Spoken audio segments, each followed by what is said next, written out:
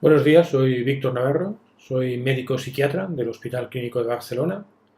El objetivo de este vídeo va a ser que conozcamos un poquito las diferencias entre un psiquiatra y un psicólogo y por tanto que sea mucho más fácil para una persona que está pensando en que tengo que ir a un psiquiatra o a un psicólogo poder decidir si de entrada como primera visita va a ser más adecuado un psiquiatra o si va a ser más adecuado un psicólogo. Primero de todo, ¿quién de los dos especialistas hace el diagnóstico? La respuesta es que ambos especialistas tenemos conocimientos suficientes para hacer adecuadamente un diagnóstico psiquiátrico y o psicológico, como lo queramos llamar. El psiquiatra, a diferencia del psicólogo, ha estudiado la carrera de medicina, es decir, psiquiatría es una especialidad dentro de la medicina. Este hecho quizá da al psiquiatra un poco más de facilidad, nos ayuda un poco más que lo que son los estudios de psicología en el diagnóstico de pacientes cuando algunos de los síntomas muy marcados son síntomas corporales. Es decir, si una persona, entre otros síntomas, tiene unas palpitaciones intensas, o una sudoración intensa, o un temblor muy marcado, o problemas visuales, o sensación de inestabilidad, en estos casos, el psiquiatra, como ha estudiado medicina, quizá tiene un poco más fácil el saber en qué casos podemos enfocar todos estos síntomas como algo del ámbito psiquiátrico psicológico y cuándo es mejor descartar alguna patología, alguna enfermedad de cardiología o de oftalmología o de endocrinología, etc.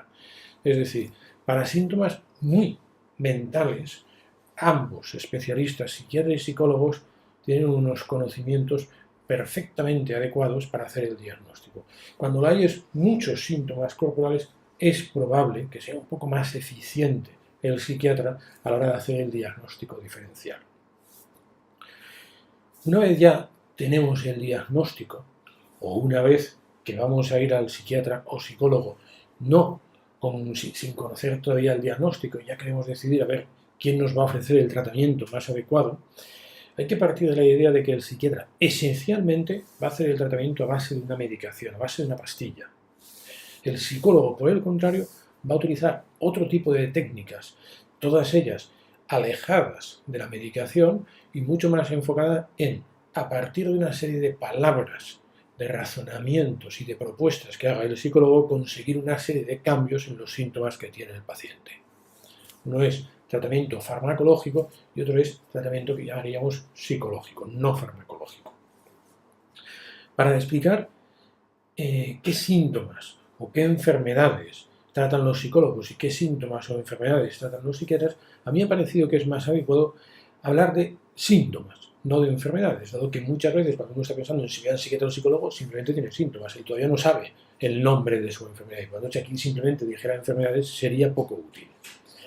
Por tanto, voy a dedicarme a hablar de síntomas que responden al tratamiento psicológico y síntomas que responden al tratamiento psiquiátrico o farmacológico, que sería lo mismo.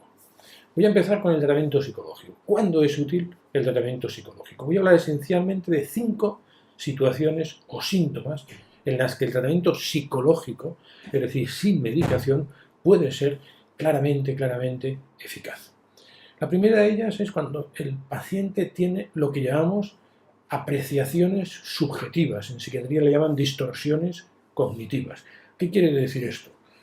Cuando una persona, frente a una risa de alguien que está mirando, llega a la conclusión de que no he gustado, evidentemente está haciendo una apreciación subjetiva de esa sonrisa de esa persona que tenía delante.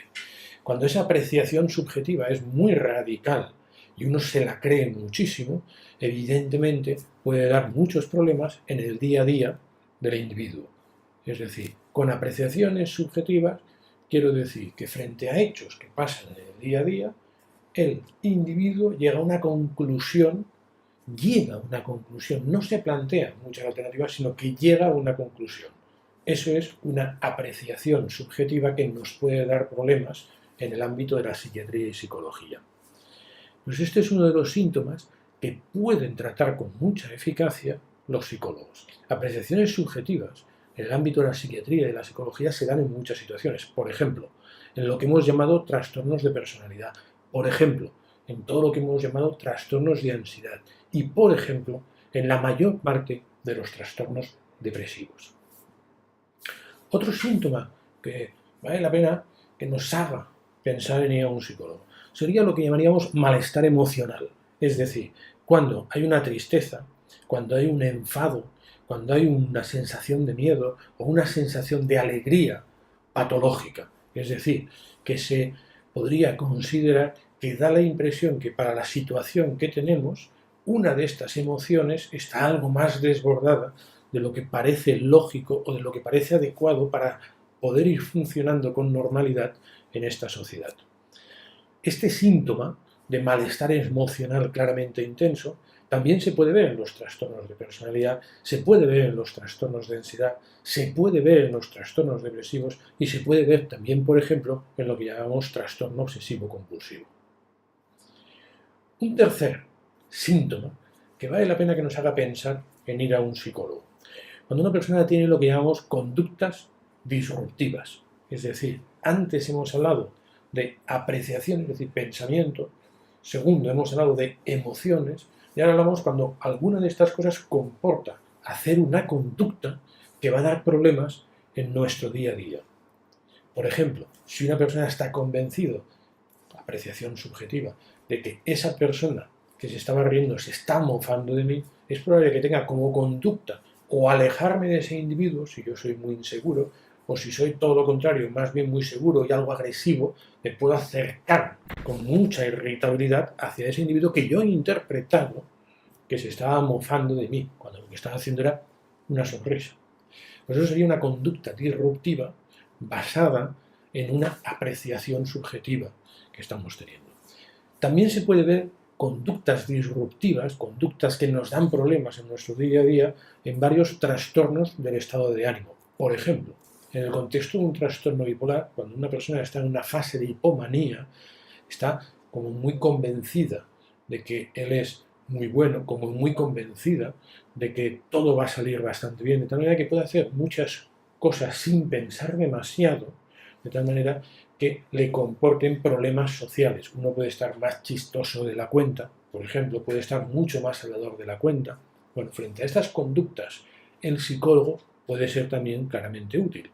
Y dentro de los trastornos del estado de ánimo, no solo cuando uno está un poquito más autoconfiado de lo ideal, como pasa en la hipomanía, sino todo lo contrario. Cuando uno está con un trastorno depresivo, también puede encontrarse que se deja llevar conductualmente más de lo indispensable. Es decir, una persona puede estar con algo menos de ilusión, de vigor, de lo ideal, pero sin querer que todo eso le comporte un cero movimiento durante el día, una apatía enorme. Pues es posible que con ayuda de psicología uno, sin que puedan normalizar su conducta, su movimiento, pero que como mínimo adapte sus posibilidades a nivel de movimiento, a nivel de conducta, a su estado de ánimo. En vez de que incluso sea más potente la pérdida de empuje, de movilidad, que lo que sería la intensidad de su tristeza. Y luego también es muy importante las conductas disruptivas dentro de los trastornos de ansiedad. Por ejemplo, cuando hemos explicado en otro vídeo lo que son las crisis de pánico, hemos dicho que a veces las crisis de pánico pueden comportar el que uno, por miedo a que me venga una crisis de pánico, deje de hacer muchas cosas durante el día a día. Bueno, pues los psicólogos, quizá frente a la crisis de pánico en sí, no pueden hacer un tratamiento súper eficaz, pero sí que pueden evitar al máximo las conductas derivadas de ese miedo que tengo a la crisis de pánico. Es decir, en los trastornos de ansiedad, en todas las conductas de evitación que el individuo hace, puede ser claramente útil el tratamiento psicológico. Y de la misma manera, en la variante del trastorno de ansiedad, que se llama trastorno obsesivo-compulsivo, en el que también hay algunas conductas que el paciente lleva a cabo y que le dan muchos problemas en su día a día, el psicólogo puede ayudar a reducir la intensidad de esas conductas o de ubicar esas conductas en algún momento del día que sean menos problemáticas para el individuo. El cuarto síntoma en el que el psicólogo puede ser muy útil es lo que llamamos ansiedad cognitiva. La ansiedad cognitiva es el exceso de preocupación que tenga un individuo. Es decir, es habitual tener algo de preocupación si vamos por la calle, pues porque que un coche suba a la acera sin querer y ostras, creo que aquí un accidente. Es relativamente lógico estar un poco preocupado por si alguien nos atraca, pero eso, si es lo que llena por completo nuestra cabeza cuando estamos caminando por la calle, evidentemente va a dar muchísimos problemas. Y evidentemente sería una sobrepreocupación, un exceso de preocupación, una ansiedad cognitiva. Es decir, sobre un pensamiento lógico nos encontramos que el individuo no puede pensar en otras cosas, sino que está centrado en ese tema. Eso es la ansiedad cognitiva. Esto se observa en algunos trastornos de personalidad, se puede observar cosas parecidas a esto que estoy diciendo en el trastorno obsesivo-compulsivo, en la mayor parte de los trastornos de ansiedad y en los trastornos depresivos. Por tanto, frente a la ansiedad cognitiva, que se da, tal y como estoy diciendo, en muchísimas situaciones, el psicólogo también puede ser muy útil. ¿Y cuál es el quinto síntoma en el que el psicólogo puede ser el que nos facilite el tratamiento eficaz o más eficaz? No la ansiedad cognitiva, en la ansiedad física. Entendemos por ansiedad física quejas, síntomas en el cuerpo que puedan derivarse de un malestar psicológico, de una emoción más intensa o de una emoción patológica. Frente a esos síntomas corporales, sea una palpitación, sea sensación de mareo o de inestabilidad, frente a estos síntomas claramente molestos que podemos tener en el cuerpo derivados de un problema psiquiátrico o psicológico, el psicólogo también puede ser muy eficaz. Síntomas corporales o ansiedad física o somatización, que a veces llamamos o decimos, se pueden observar sobre todo en los trastornos de ansiedad y en algunas ocasiones también en los trastornos depresivos, menos lo que llamamos trastornos de personalidad. Por tanto, he comentado que hay 5 síntomas que claramente pueden tener un tratamiento eficaz de tipo psicológico, es decir, que sin pastillas, con tratamiento psicológico, podemos obtener una mejoría clara. He dicho, apreciaciones subjetivas o distorsiones subjetivas, valoración como si fuera cierto de la primera idea que me viene a la cabeza frente a una sonrisa que ha hecho alguien. Luego he comentado todo lo que sea emociones, malestar emocional muy intenso, más intenso de lo esperable para esa situación que uno está teniendo. Lo que he dicho, conductas disruptivas, es decir, no qué piensa mi cabeza, no qué emoción siente mi cabeza, sino qué conducta tengo. En cuarto lugar, lo que he llamado ansiedad cognitiva, que he dicho más o menos que sería sinónimo de un exceso de preocupación. Y en quinto lugar, he comentado lo que es la ansiedad física o la somatización. Paso ahora a qué síntomas, insisto, me voy a ceñir otra vez en síntomas, no en enfermedades, qué síntomas pueden responder a tratamiento psiquiátrico, entendido globalmente hablando, tratamiento psiquiátrico como tratamiento farmacológico. Voy a decir aquí ahora 7 síntomas en los que una pastilla puede ser útil, una pastilla del ámbito de la psiquiatría puede ser útil. Primero de todo, lo que en otros vídeos hemos comentado que se llaman ideas delirantes y lo que hemos llamado alucinaciones. Estos dos síntomas, ideas delirantes y alucinaciones, son esencialmente síntomas de lo que llamamos trastornos psicóticos, aunque en algunos trastornos del estado de ánimo, también, algunos trastornos del estado de ánimo, en momentos de gran intensidad, también puede llegar a observarse.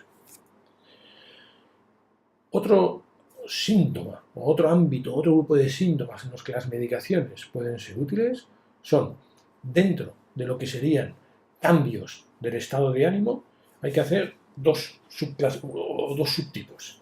El cambio del estado de ánimo asociado a más bien cuadros depresivos, que es esencialmente reducción en mi capacidad para poder interesarme, para poder motivarme, poder emocionarme con algo que está sucediendo a mi alrededor.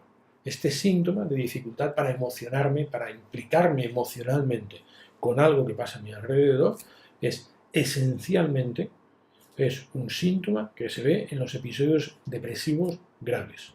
Es decir, dentro de los trastornos depresivos, habíamos citado distimia, trastorno adaptativo, episodios depresivos en otro vídeo, pues Este síntoma es el característico de lo que llamamos episodio depresivo y este síntoma responde claramente bien a fármacos.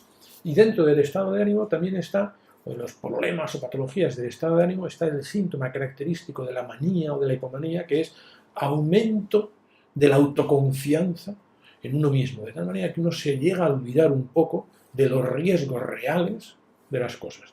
Este síntoma se ve en la hipomanía, en la manía y otro subtipo de trastorno bipolar, que es lo que se llama el episodio mixto. Por tanto, la medicación, los fármacos en psiquiatría, útiles para ideas delirantes y alucinaciones, y para un segundo grupo de síntomas relacionados con el estado de ánimo, bien sea lo típico de la depresión, que es menor capacidad para implicarme emocionalmente en algo, episodio depresivo, o casi lo contrario, una autoconfianza enorme que hace que reduzca mi capacidad para acordarme de los riesgos que tienen las cosas. Lo veo todo muy fácil. Esto es de la hipomanía, de la manía o del episodio mixto dentro del trastorno bipolar. Tercer síntoma que puede responder a fármacos psiquiátricos, lo que llamaríamos ideas recurrentes. ¿Qué quiero decir con esto? Ideas que una cabeza va repitiendo, que el individuo intenta pedirle a la cabeza que calle, que no me recuerde tantas veces esto, que no me repita tantas veces esto, y aún así, aunque estoy intentando reprimir ese pensamiento, resulta que mi cabeza, sin mi permiso, me lo va repitiendo. Esto responde también muy bien a fármacos psiquiátricos. Este síntoma de ideas recurrentes que uno no puede frenar, aunque quiere frenarlas, no puede frenarlas, se da en diferentes situaciones, sobre todo en trastornos de ansiedad, en el trastorno obsesivo-compulsivo y en algunos tipos de trastornos depresivos, sobre todo distimia, trastorno adaptativo y el trastorno adaptativo. En menor medida en los episodios depresivos. Sobre todo trastornos de ansiedad, trastorno obsesivo-compulsivo, trastorno adaptativo, distimia y un poco, a veces, en episodios depresivos. Cuarto síntoma que puede responder a fármacos psiquiátricos. Elevada irritabilidad. Con elevada irritabilidad quiero decir que por culpa de una alteración en mi estado de ánimo, tolero peor de lo que habitualmente tolero las cosas. Salto con más facilidad, me molesta con más facilidad las cosas. Esto de aquí, este síntoma de aumento exagerado, molesto de la irritabilidad, se da en trastornos de ansiedad y en trastornos depresivos, sobre todo, al igual que sucedía con el síntoma previo de ideas recurrentes, en la distimia y en el trastorno adaptativo, en menor medida en los episodios depresivos. Quinto síntoma que puede responder de forma muy buena a los fármacos psiquiátricos. Lo que llamamos la elevada labilidad emocional. La habilidad emocional queremos decir que sin que una persona lo desee, incluso intentando reprimirlo, resulta que nuestro cuerpo se pone a llorar. No es que sea malo ponerse a llorar, pero si yo no puedo en absoluto controlar en qué situación me pasa, puede llegar a ser claramente problemático, por ejemplo, en un ámbito laboral o en un ámbito de entrevista de trabajo, etc. La labilidad emocional, es decir, la dificultad para yo reprimir el lloro cuando quiero reprimirlo, responde muy bien a fármacos. La labilidad emocional se da esencialmente en los trastornos depresivos tipo trastorno adaptativo, tipo distimia y en los episodios depresivos leves, moderados. El sexto síntoma que puede mejorar mucho con fármacos es la dificultad para mantener la atención. Y me estoy refiriendo a mantener la atención evidentemente cuando yo estoy motivado. Es decir, una persona que dice, no, yo quiero concentrarme en esto, pero que no sé qué pasa, que no puedo.